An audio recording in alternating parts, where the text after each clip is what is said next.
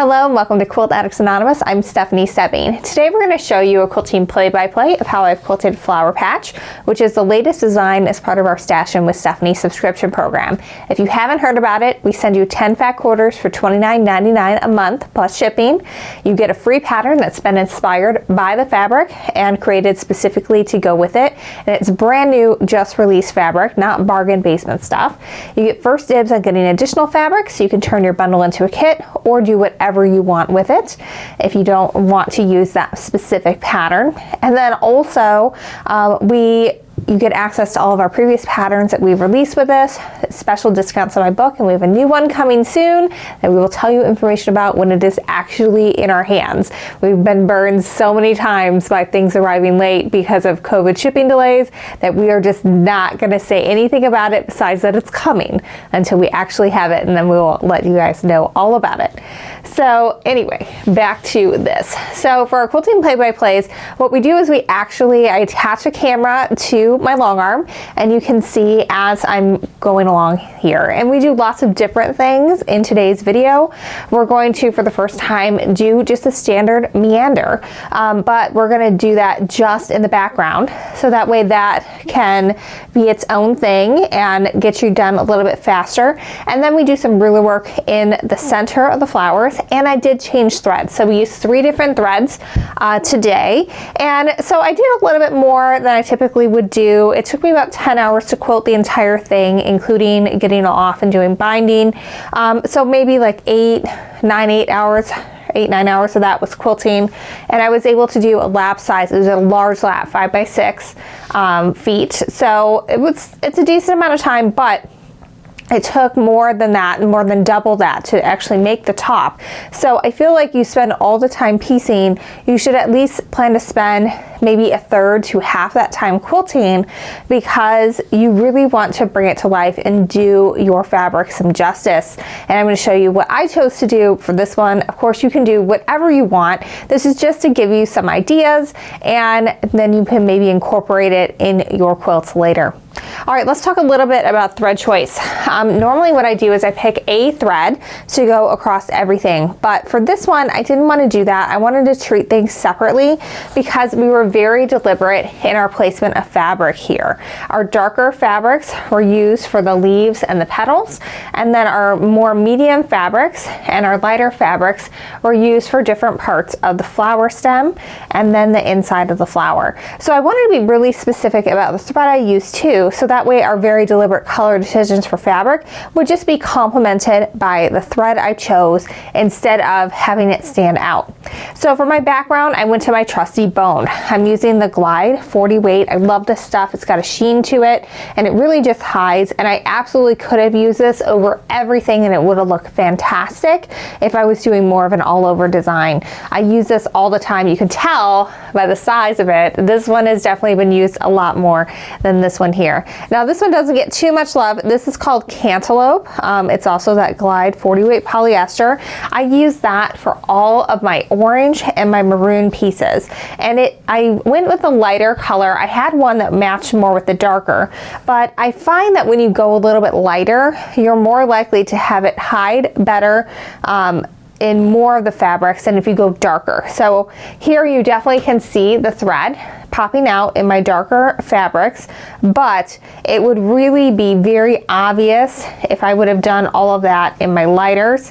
And since there were more light fabrics than there were the super dark, I felt like this was my better option. The same is true with the green. I did celery. I used this as an all-over design, and last quilt we showed you doing this, congruence, because green is a neutral, and especially if you have green in your quilt, you can definitely get away with using this as an all-over design. But in this case, I wanted to go with the lighter because in all of the fabrics, there is about this shade of green. You've got the little peppers here. We've got a nice medium green here. This one is obviously light, as is this one. This one has bits of light green. This is the only fabric where it really is truly like a deep teal, and you're not going to see that, but it looks really good with it. So this one was really the best one to camouflage it.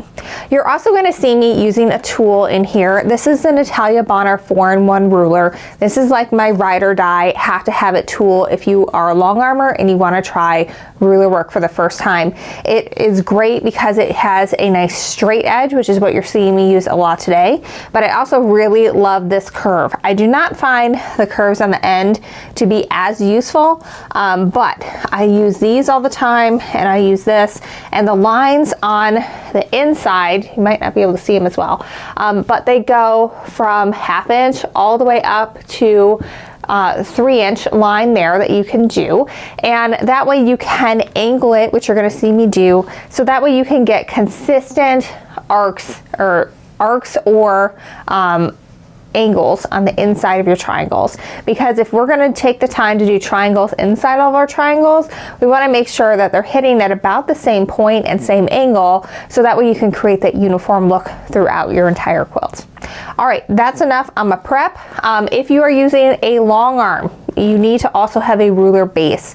That is an acrylic piece that is fitted specifically to your long arm model, and it will slide over the long arm because long arms are very skinny. You want it to be extended, so that way this will just sit nice and flat on it. Otherwise, it'll be wobbling the entire time. So check with your machine manufacturer to see if you can get a ruler base through them. Otherwise, there's manufacturers that make them online, and you can get one to fit your specific model, but it is a must-have. You cannot do ruler work without one.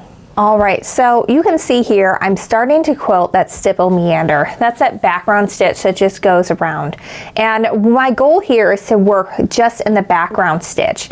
And when you do this, it's a simple beginner stitch to master, but it can be hard because if someone just tells you just wiggle around with lines and try not to have any points and don't cross over your lines, that seems like really simple parameters, but if you've never done it before, it can be a little challenging. So what you want to do probably before you do this is spend some time just drawing it out with a pencil or paper or dry erase board. Try to keep it to the scale that you're actually going to be working on. And my goal here is really just to go around and fill that area in, and I like to think of it kind of like puzzle pieces, where there's going to be different puzzles where they kind of go out a little bit and in, and the biggest thing you have to figure out is how to work around your quilt. So in this case, I'm quilting around, so that way I can fill in all of those areas and travel through where the points are. So you can see I traveled and did all the left side of that first and then went to the right, and now I'm working my way back up, just filling that in. And I'm not doing a specific pattern. I'm not really doing anything except making little wavy loopy bits that just don't cross over each other, and I'm trying to avoid points. So I'm trying to just have nice smooth curves, and then when it's time to travel, I'm going to go through the point of that triangle. So you can see there's not a lot to it, but it might take some getting used to when you're first getting started. All right, we're gonna just let this go so you can see how I work my way around. But my biggest advice to you is just that. Just take a piece of paper and a pencil or a dry erase board and a dry erase marker and just practice looping around with this, and you will get the hang of it, and it is a really great beginner stitch if you wanna give free motion quilting a try. All right, so we're just gonna let you watch as I work my way around the quilt. Again, you totally could do this as an all over quilting design if that's what you wanna do, but it also makes a great background filler.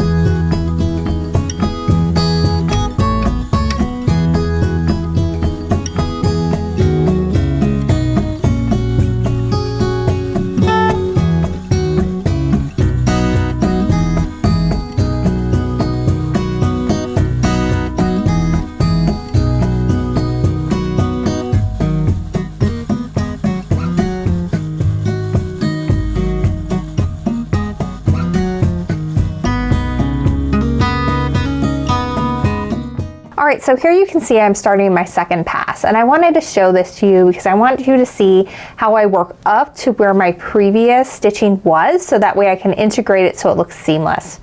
So here you can see I started at the bottom of what I could work in my long arm frame, and I'm working up to where it was before, and you can see I just kind of looped around where that had ended and then worked my way back down.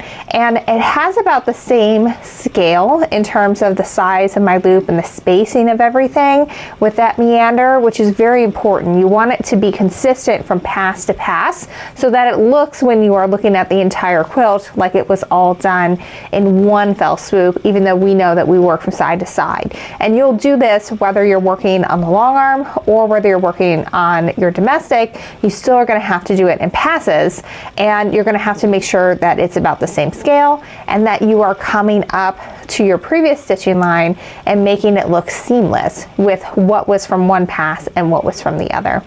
All right, we're going to go ahead and take a look at the rest of this and do a little fast forward so you can see how I work around the quilt. But again, there was another great example of how I'm kind of quilting down the left side of that first, and then I'm coming up through the right, and you can see I can't make it through all of this section. We're going to have to come and get that on the next pass. But by working through just like that, it's able to make it look like I quilted all of that section in one little bit, even though I was really using it to work my way around. And really, that's the best thing you probably can learn from this, is how to work your way around the quilt. So pay attention to that, because mostly you want to make sure you're not quilting yourself into a corner, and also that you are thinking about where do I need to pass. So I can see I've got a triangle point up there, so I want to make sure to quilt that little section last. So yeah, I can transfer over and have a nice full area without any weird lines where I had to travel too close because I didn't leave myself room to get out. So let's go ahead and watch as I work my way around the quilt and plan my path.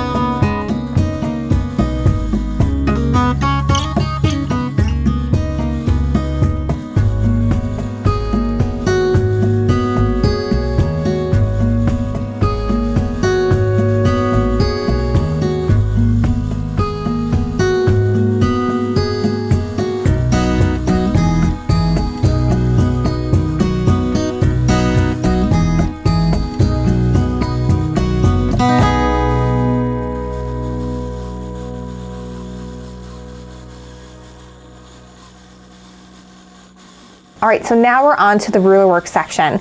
So the first thing I always do is outline. I really love that look, and plus it gives me a way to travel as I'm working around and getting to areas of the triangle, because sometimes you might have to go over places twice. So here I've started up in that corner, and now I've completely outlined that piece. And now I'm lining that 1-inch guide on the ruler even with the tip of that triangle, and I'm going to quilt until I'm about even with the point of the triangle, and then change direction. And you can see that I didn't line the ruler up exactly with the point. I've got, in all you do, you're going to have your ruler lined up about 1/4 inch away from wherever you're stitching, because the distance between the outside of that ruler foot, which is that fully enclosed circle on the foot going around your needle, is exactly 1/4 inch on all sides from that needle to the outside of that foot. So you kind of have to get a little bit used to working like that. So here's a great example. I had to travel over my stitching line because I needed to get to a point in order to get that lined up. So again, I've got that 1 inch lined up with the point, and I can pause what I'm doing in that center. I bring my machine to a full stop whenever I do that, and I'm changing things around with the position of the ruler. And now I've got to travel some more. and we're going to move on to the square. Now for these squares, I like to bisect them to make it look like a triangle, and I think for this first one I did it wrong. What I wanted to do was quilt it so that let's move here. Maybe you can see. I wanted the directionality of the points to be in the same directionality of the points of these petals. I did not do that for this one. Instead, I have it pointing out to where the star is. So here you can see it as well. I've got my quilting going along here, so that way it's going in the same direction, pointing in the same direction as my other leaves. And then in these sections, that's more the flower section, I have it pointing out in the direction of these. So that was a choice that I wanted to make. I screwed it up, and I think it's important to show you when I screw up because you guys are going to do it too. And I did that a couple of times, both in the greens and then also when I switched over to the oranges. But I didn't rip it all out. I was like, it's okay. It's one time. In nature, flowers aren't perfect either. So we're just going to let it be. All right, so here you can see I'm just working my way back around, and my goal here is, since I'm going from one green section to another, is to be able to eventually just travel over. All right, so I did the stem a little bit different. Well, you're gonna see me outline it first. And I'm going all around. And you can see that that stem connects to the other one. My goal here is eventually I'm going to make my way down to that last petal half square triangle, and that's where I'm going to transfer over from one block to the next. You can't do this in all of them, but in areas where it touches, it's nice to do it because you can then eliminate your starts and stops. All right, so for this one, I wanted to kind of make it look more like a stem. So I quilted straight from point to point, but that wasn't enough for me. I was kind of looking at that. This was literally the first one I did and thinking, it needs a little more. So what I decided to do was to quilt up to the corner of that stem. Then I'm going to travel along those outlines to get to the other corner. And then I'm going to quilt that other side to help give it that definition. And that was really kind of fun. I thought that that worked really well. And now I can travel to make my way back out. I've got to get down to that unquilted half square triangle that currently is in the bottom right of the screen. So I'm working my way out. I'm going to travel on those stitches. That's why it's great to use a thinner thread. I really love the glide because you can go over it several times before it starts looking too bulky. So here's the last one that I have to do that's green. You can see I haven't done anything with those oranges yet because I'm waiting to change threads. So what I did was I quilted the entire background top to bottom, and then I started, this is at the bottom of the quilt, rather than roll all the way back, I just worked my way back a little bit at a time, and I quilted all of the green, and then I worked my way from the top back down when I was doing the orange. So now you can see I just transferred right over from one point into the next, and now I'm going to repeat and do everything I just did with the next block that it butts up next to. Again, it doesn't always butt up next to another block because the setting is a little bit different for this quilt. We kind of have more of an alternate grid setting for this one. But when you can do it, it's great because then you don't have to break thread as much. All right, so I'm going to stop talking now. I'm just going to let you watch me work and move the ruler around. If you are not moving the ruler around as easily as I am, keep in mind I have been quilting with a ruler like this for 4 or 5 years now, so I'm very used to it. I like to use it on a lot of my quilts, so I've done it a lot. Also, I want to point out that I pressed all of these seams open, and that is what allows me to get right into the points. And I'm stitching like right next to the ditch when I'm doing this. I'm not stitching right over the stitching line, and that works just fine. I've had no problems with any of my quilts. Inevitably somebody is going to feel the need to be the quilt police and comment on that. You feel free to do it. I'm going to ignore it. So sorry, I have done it this way many times. I know a lot of professionals that do it this way, and they swear by it because it gets great results. You get really sharp points, you get really flat joints, you can do whatever you want in quilting because you're not going to break needles going into a really bulky seam. So don't knock it until you tried it, and it lasts great. All right, I'm gonna stop talking now and let you guys watch me mess with the ruler.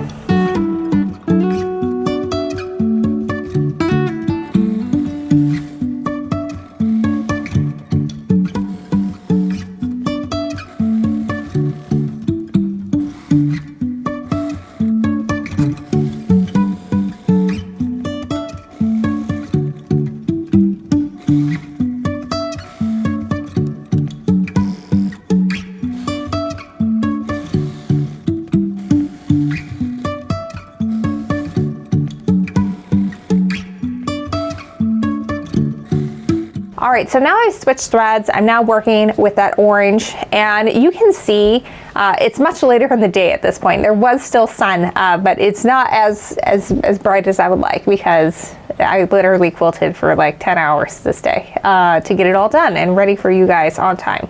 That's what happens with Stashin many a times. But you can see I'm doing the exact same thing I was doing before by outlining it first, and then I'm lining that 1-inch line up with that point. That's why I really love this ruler. I have some others. I don't have any that have that 1-inch line, and I really like the way that looks when I'm doing the inner triangle within this, and it makes it so that you could have really consistent inner triangles for all your triangles when you're able to line it up like that, as opposed to just eyeballing it.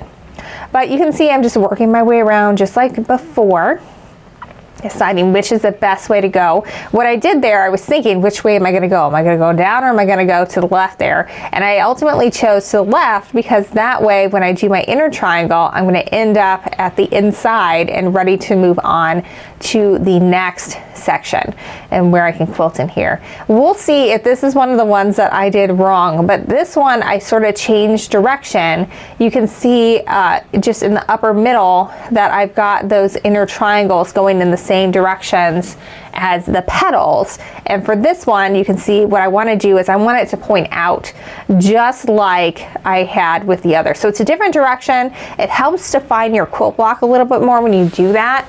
Like if we just take a look at this one, we can see that all of these are going this way, and it helps define it so that we have a nice stem that's pointing to the floral, and then we have our petals going out. And then when we get to, or our leaves going out, then when we get to our florals, it's all pointing in this direction. So it really helps define your block, give it a little something extra, and add that little custom touch that you don't always see when you just do an all over design. So that's why I think it's really nice to give it this extra touch and do just a little something extra when you're doing it, because it really elevates your quilting. And I think that you shouldn't be in a rush to get your quilting done just because you are just ready for it to be done and snuggle under it. Take your time, give it the attention it deserves, and really have some fun with it.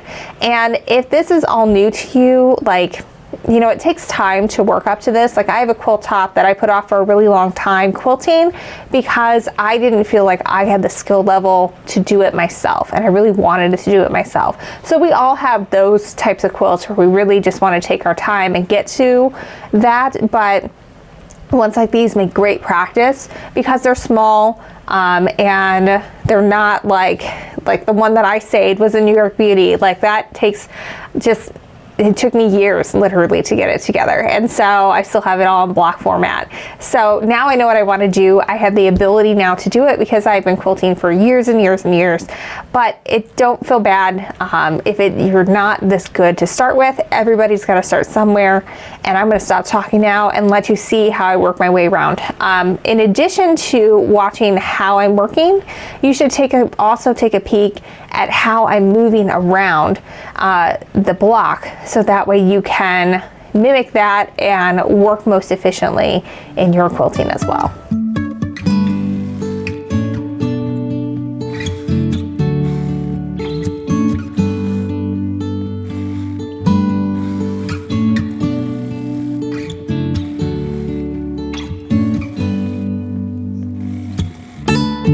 I just had to pop back in here because it's going to be maybe really obvious to you guys on camera. I'm about to quilt this going the wrong way, and I just wanted to show you guys that I make mistakes too, and I absolutely 100% left this in the quilt. I did not pick it out. I just let it be because it's okay. Flowers aren't perfect in nature. Your quilts aren't going to be perfect. Nobody's quilts are going to be perfect, even mine, and I do this for a living. So you can see here, I was supposed to be quilting so that was pointing out toward our little flower sections, but instead I was quilting horizontally like I did for the leaves, and you know what? it is what it is. If it certainly bothers you to the point where if you see it every single time, it's gonna make you just your blood boil, rip it out and redo it. But I know it won't for me. And so I just let it be, and it's okay. It's okay to let it be. All right, well, I hope you have enjoyed our quilting play-by-play for Flower Patch, the latest design with our Stashin with Stephanie club. This pattern is free for members. So if you join, we will ship you your first bundle on October 20th if you join by the end of September. If you join in October, then your first bundle will come. It will ship around the 20th of November. There is up to a 6-week wait if you join at the very beginning of the month. That is because we prepare the exact amount of bundles needed, and then we wait to send them until we are ready to also release the pattern and get everything ready for you guys, because our subscribers get first dibs on additional fabric. And the last couple of months, it has been mostly sold out by the time we release it to everybody else on our list. So we want to make sure everybody gets the same chance to get additional fabric. So it's really a great deal. You get 10 fat quarters for $29.99 a month plus shipping. They are all modern, contemporary, just released fabrics from the major designers. And then also you get a pattern that has been inspired by the fabric. This one I designed specifically for this line. I thought it showed off the colors really well, plus gave hints to the grow imagery that was part of the fabric collection. So I thought that was really fun. And then also you get access to our previous Stashin with Stephanie patterns for free. You get 25% off any additional fabric you might buy, either to turn your bundle into a full kit or to get additional fabrics for anything else you have planned, because you don't have to make the quilt. It's just an option for you. And then also you get a discount on my book Fat Quarter Workshop, and one that is coming out very, very soon. Hopefully we'll have an announcement for you in the next week or two. The books are supposed to be here next week, so we will see if they are on time, and as soon as they are, we will send that out to you and let you know all the details. But anyway, check it out. Go join Stashin with Stephanie, and until next time, happy quilting.